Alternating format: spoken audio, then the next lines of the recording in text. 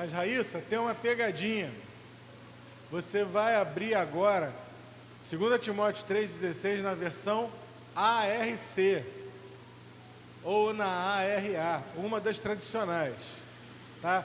Se tiver a ACF é até melhor, Almeida Corrigida Fiel. Eu estou usando a NVT, mas a gente vai ler primeiro junto na tela essa versão tradicional. 2 Timóteo 3,16.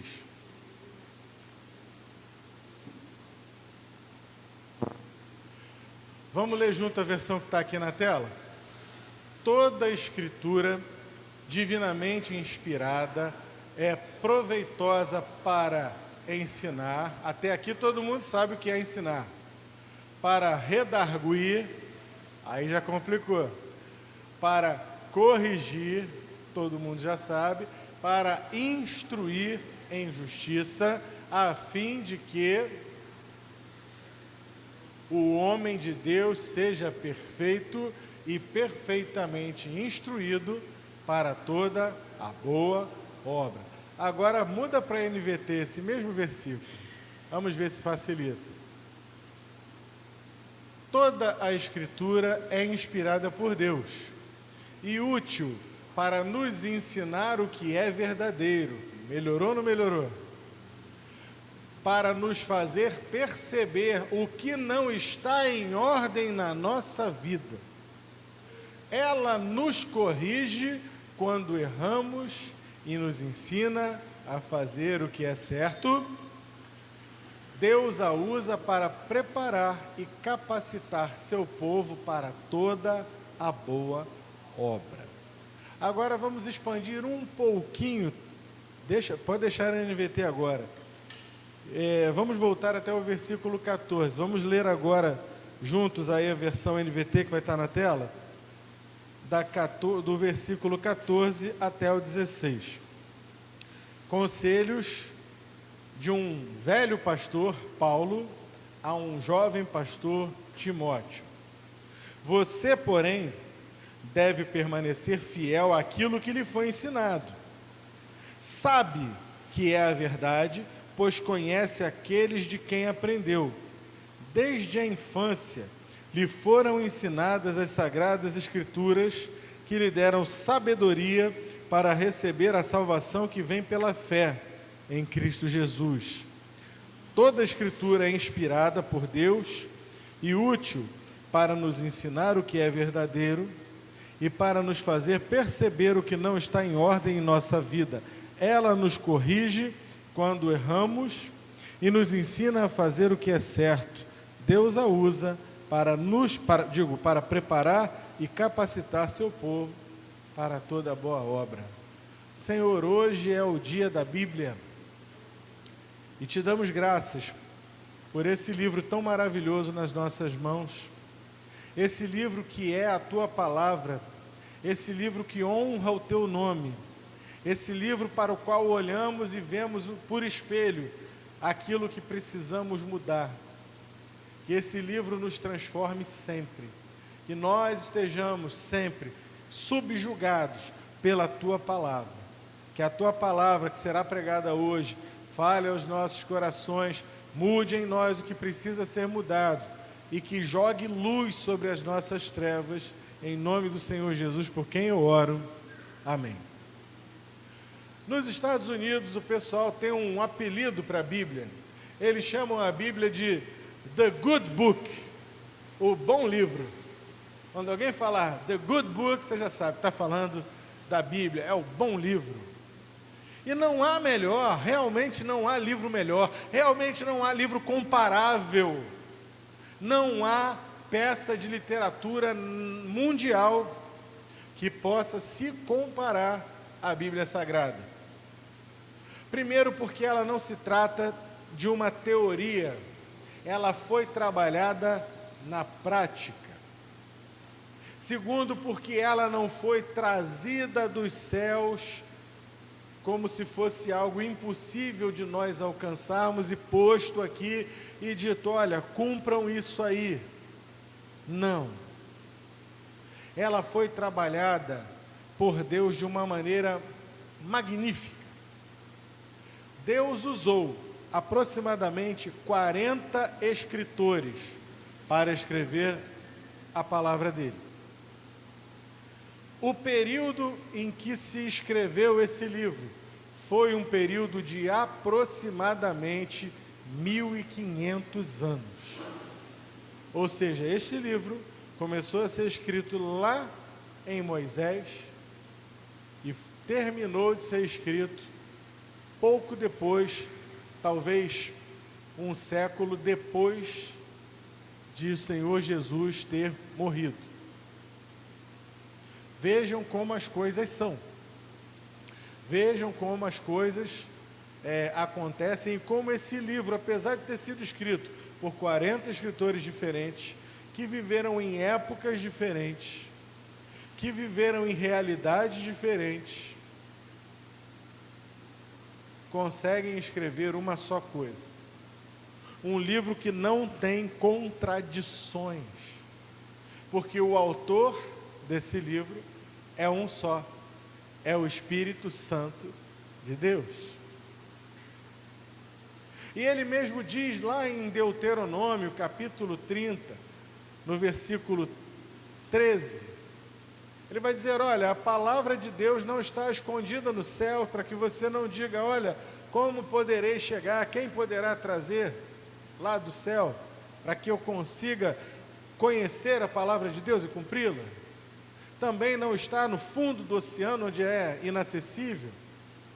Mas Deuteronômio 30, 14 diz assim: mas esta palavra está muito perto de ti, na tua boca e no teu coração, para a cumprires.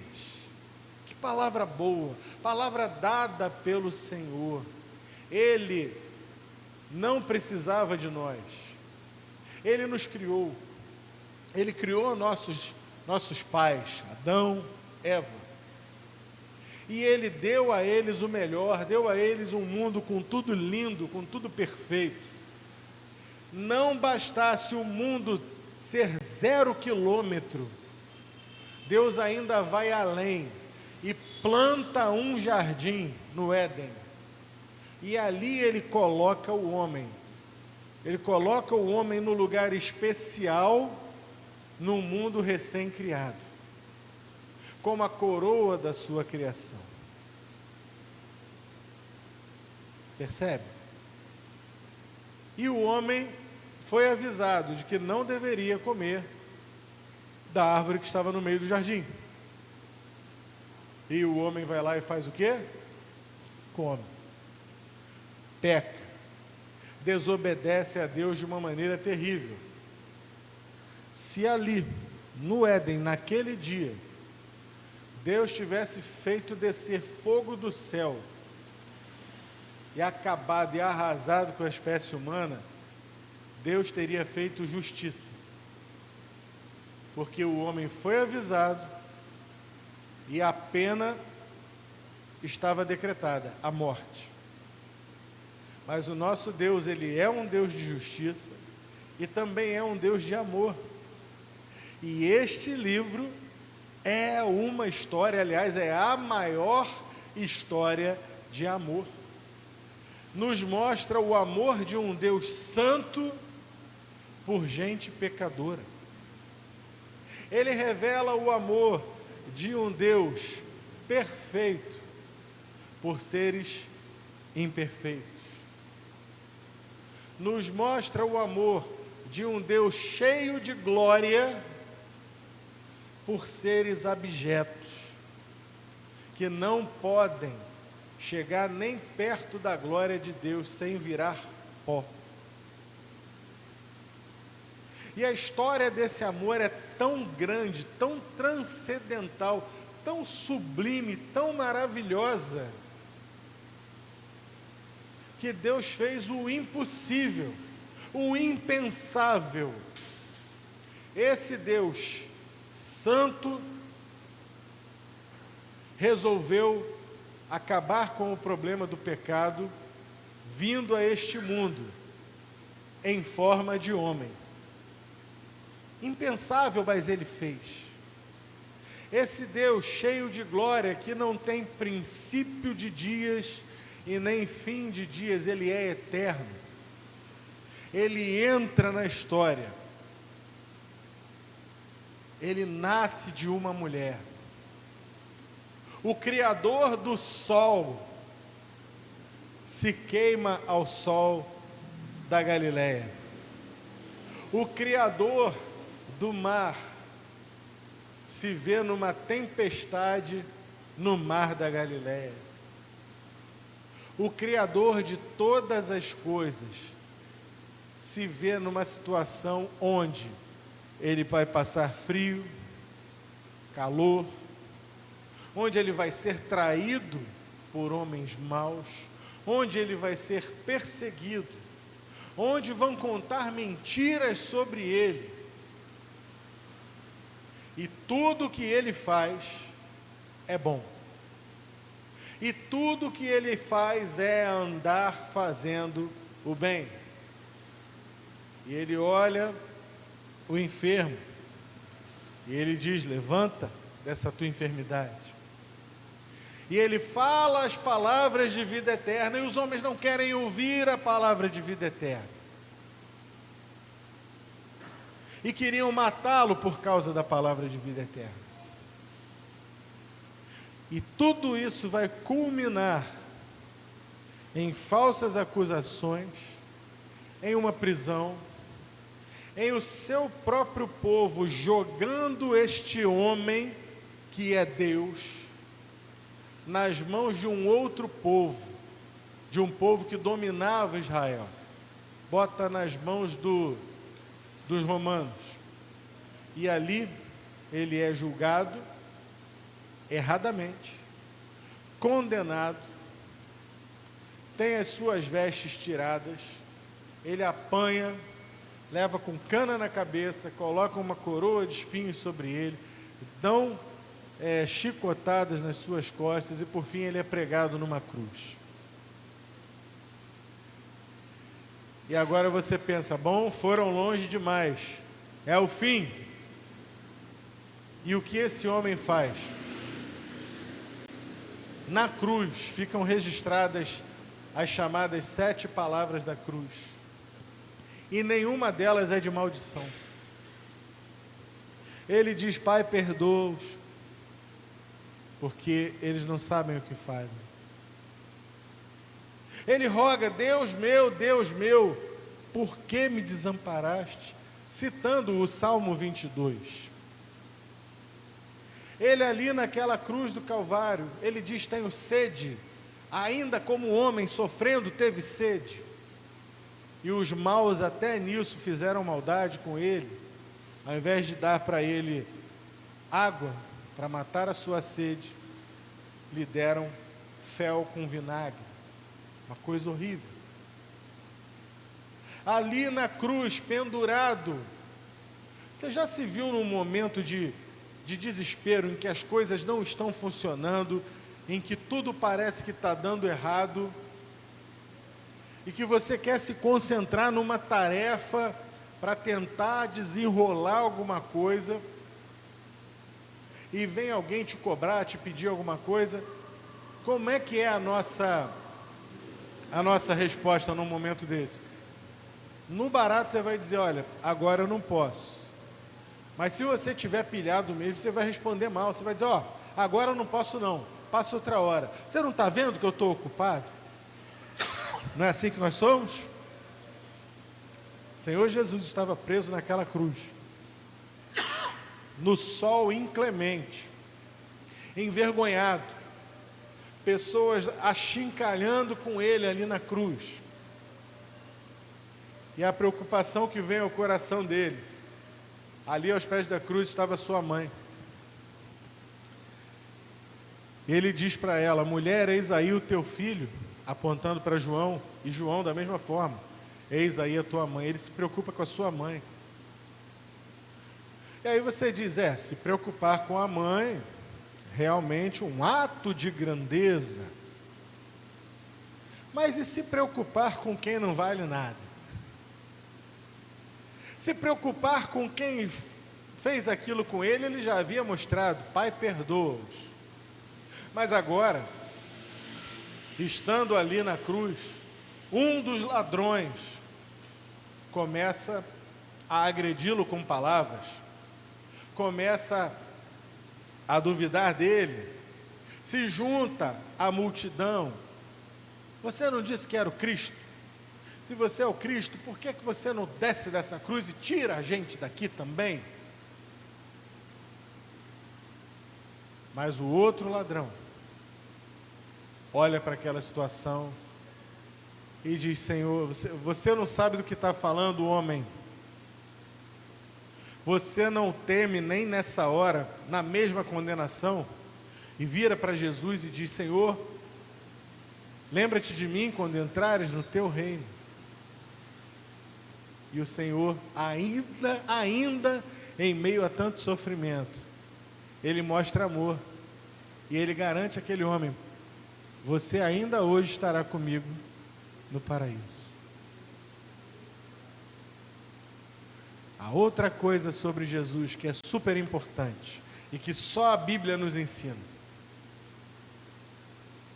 é que Jesus não foi morto por Roma. Jesus não foi morto pela traição de Judas. Jesus não foi morto por homens. Ele deu a sua vida, livremente Ele a deu. E a sua última palavra foi: Pai, nas tuas mãos entrego o meu espírito. Está consumado. Esse é Jesus. Esse é o Jesus que a Bíblia nos aponta, e só a Bíblia nos aponta. E nesse dia da Bíblia, nós precisamos olhar para ela, olhar para estas coisas que ela nos conta, para as coisas únicas que estão na palavra de Deus, e fazer a seguinte pergunta: a Bíblia é a verdade? Ela é a palavra de Deus? Ela é tudo isso? Porque Jesus, a história de Jesus, a história da salvação, é a história da Bíblia. Jesus é o centro da Bíblia. A Bíblia, de capa a capa, vai falar dele. Lá no começo, quando aconteceu a questão do pecado, Deus fez uma promessa à mulher. Falou: mulher, um dia vai vir um descendente teu. A serpente vai picar o seu calcanhar, mas ele vai esmagar a cabeça da serpente. Jesus já estava lá. Aliás, Jesus já estava antes, na criação, em Gênesis 1:1. No princípio criou Deus os céus e a terra. Ele estava lá. Vemos isso no próprio Evangelho de João, no capítulo 1, que vai falar que no princípio era o Verbo estava com Deus, o Verbo era Deus. Ele é Criador. Só a Bíblia diz isso. A Bíblia revela estas coisas. E aí eu pergunto aos irmãos: a Bíblia é isso tudo? Ela é a palavra de Deus? Ela é a verdade? Por que eu estou jogando essa pergunta no ar? Porque o mundo que nos cerca, tudo no mundo, está voltado para tentar invalidar esse livro. O dia dele é hoje. Só para terminar a ideia anterior, então a Bíblia, de capa a capa, tem Jesus. Lá no começo já falei. E lá no final, no Apocalipse, vai contar. Apocalipse capítulo 1, versículo 1, vai dizer qual é o mote, qual é a finalidade do livro de Apocalipse. É a revelação de Jesus Cristo. E ele vence, e no final ele volta, e vem novo céu, nova terra, uma nova vida com o Senhor na eternidade. E o livro termina dizendo: ora vem Senhor Jesus. Ela começa com Jesus, ela termina com Jesus. Mas o mundo que nos cerca quer distorcer a Bíblia, O mundo que nos cerca quer dizer, olha, a ciência não tem provas de que Jesus existiu. Até outro dia, vocês sabiam, não sei se vocês sabiam dessa, mas até outro dia se duvidava da própria existência do rei Davi. Até que alguns poucos anos atrás, alguém encontrou lá uma pedra lá dizendo do reinado de Davi. Porque então duvidava-se do próprio reinado de Davi. Será que Israel foi isso tudo mesmo? Será que a Bíblia é isso tudo mesmo? Alguns anos atrás tentaram também provar que Jesus tinha morrido e ficado por isso mesmo, porque acharam em algum lugar lá da Palestina ou de Israel como um todo, um túmulo que estava escrito em grego, Yeshua, em hebraico na verdade, Yeshua ben Yosef, Jesus filho de José. Mas Jesus e José eram nomes muito comuns naquele tempo, mas muitos deram ouvidos a isso. Está vendo, estão dizendo aí que Jesus ressuscitou, não foi nada disso. Até hoje, meus irmãos, nada mudou. Como diz Eclesiastes, não há nada de novo debaixo do sol. Naquele tempo negaram Jesus, negavam a palavra de Deus. Hoje negam e renegam e usam a ciência para negar o nome de Jesus e a palavra de Deus. E vez após vez, o Senhor vem acrescentando ainda assim aqueles que vão ser salvos à sua igreja.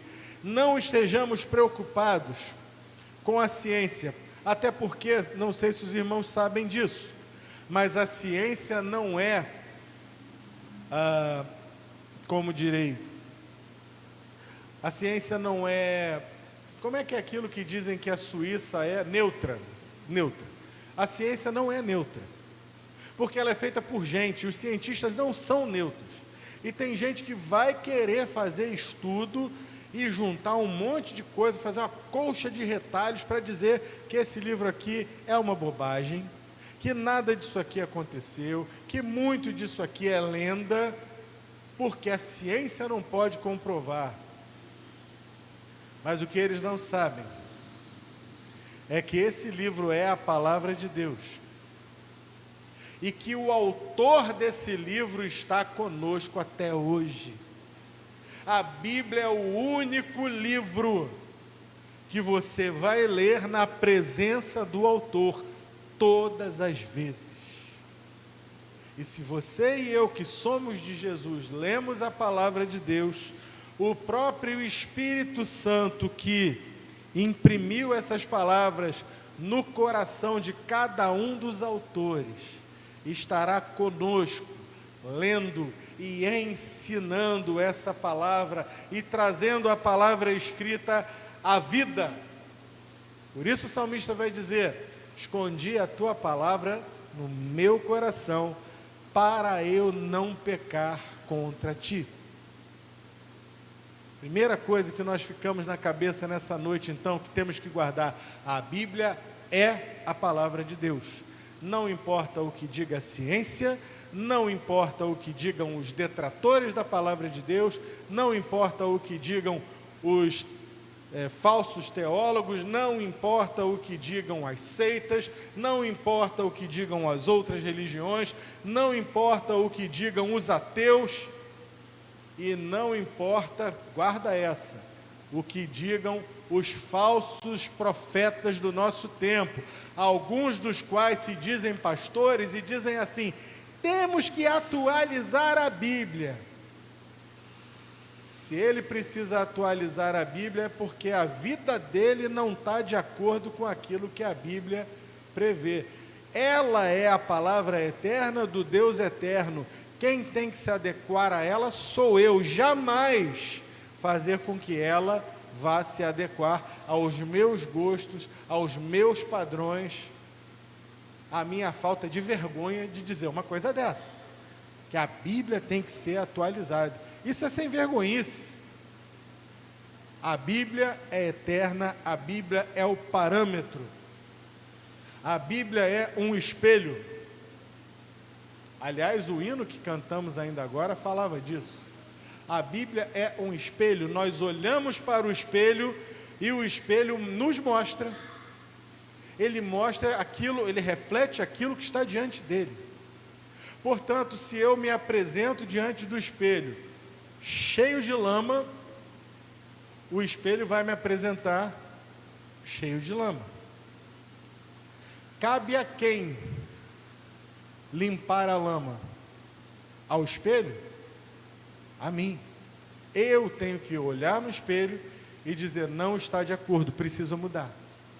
Foi isso que acabamos de ler ainda agora nessa versão NVT? A Escritura é útil para ensinar o que é verdadeiro e para nos fazer perceber o que não está em ordem na nossa vida. Nós precisamos olhar para ela e ela dói. De vez em quando a Bíblia dói, meus irmãos, dói. Ela dá e ela dá sem pena. Porque a gente é pecador, e infelizmente nós somos pecadores. E ela dói, e às vezes ela diz, olha, isso aqui está errado. Você engole seco e diz, ai Senhor, eu sei que está errado. Me dá mais graça, me dá força, me dá autoridade do Teu Espírito Santo. Vale mais a pena você sofrer na carne, fazer como Paulo fez, reduzir o teu corpo à servidão, para que ele entre no molde da Bíblia, do que acontecer aquilo que o Senhor Jesus falou, e o exemplo que ele deu foi forte. Ele disse, olha só, se o teu olho te faz pecar, arranca e lança fora, porque é melhor você entrar na vida sem um olho, do que ir com os 2 olhos para o inferno. Se a tua mão te faz pecar, da mesma forma. O que é que Jesus quer dizer? Que a gente deve começar a arrancar olhos e braços? Não. Mas leve a Bíblia tão a sério como esses exemplos.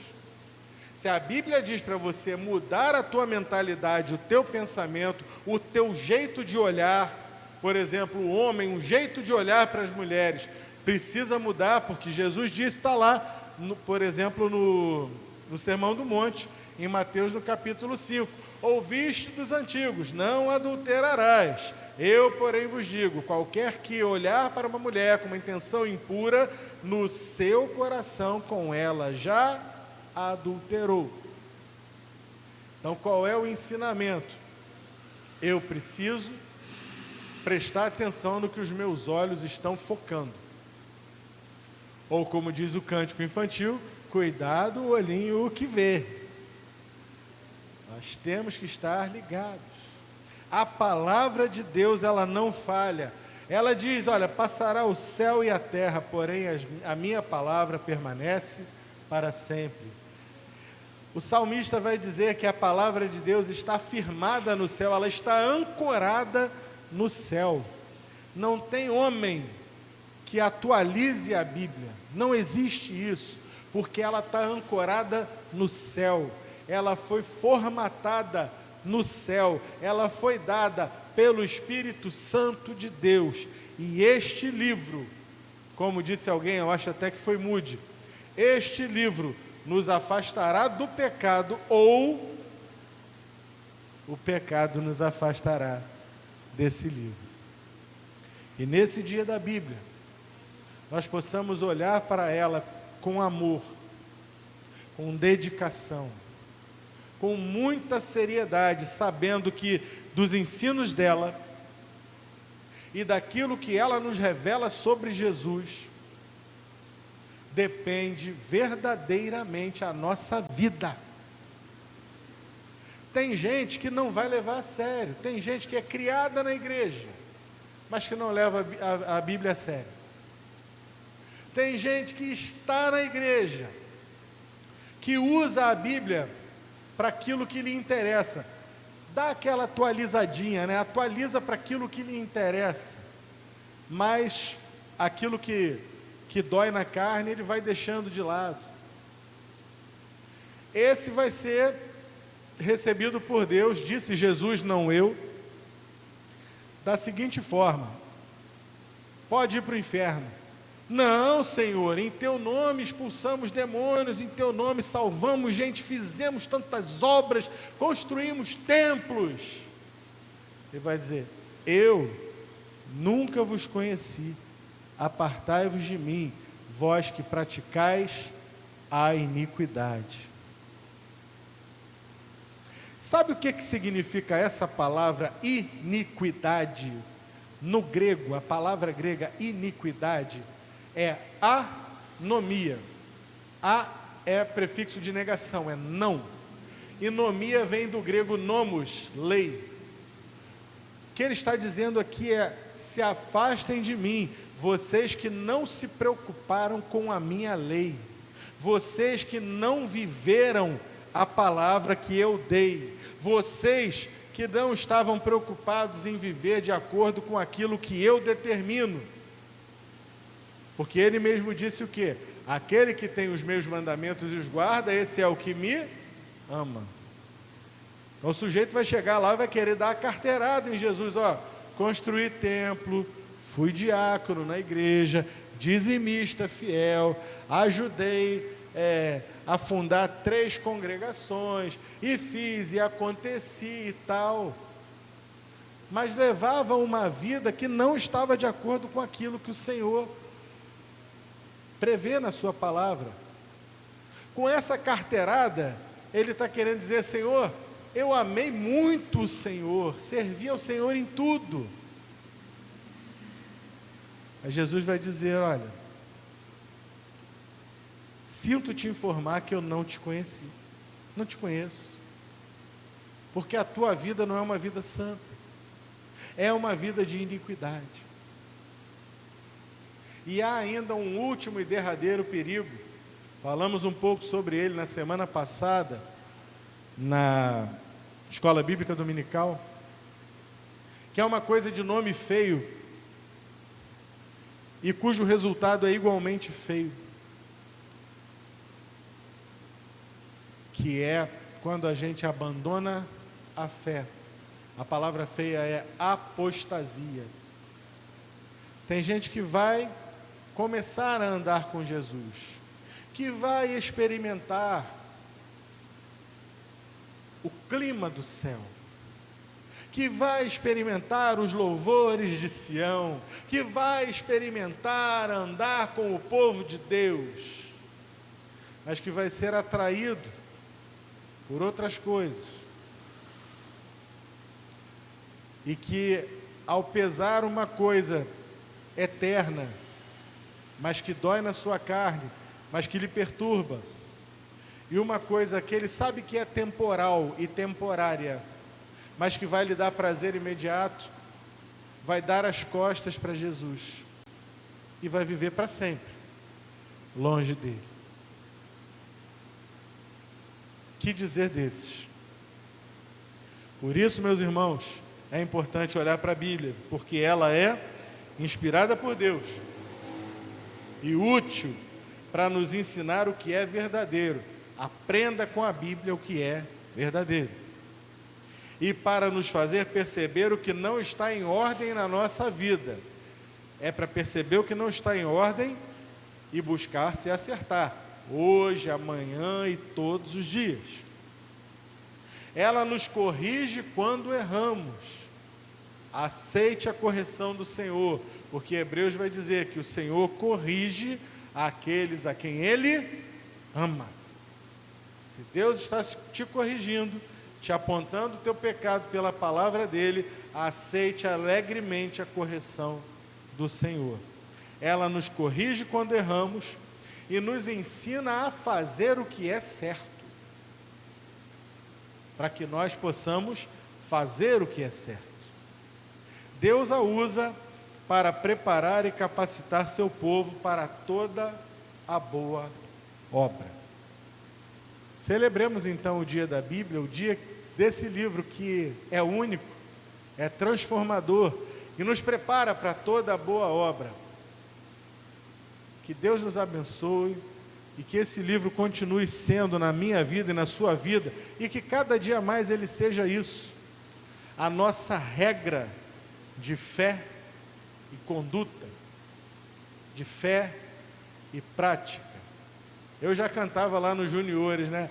A regra de conduta é fé, a regra de conduta é fé, a palavra de Deus, a Bíblia é. Deus nos abençoe. Vamos orar. Senhor, a tua palavra é eterna, está firmada no céu, não cairá um jota ou um tio dessa palavra, ela se cumprirá 100%.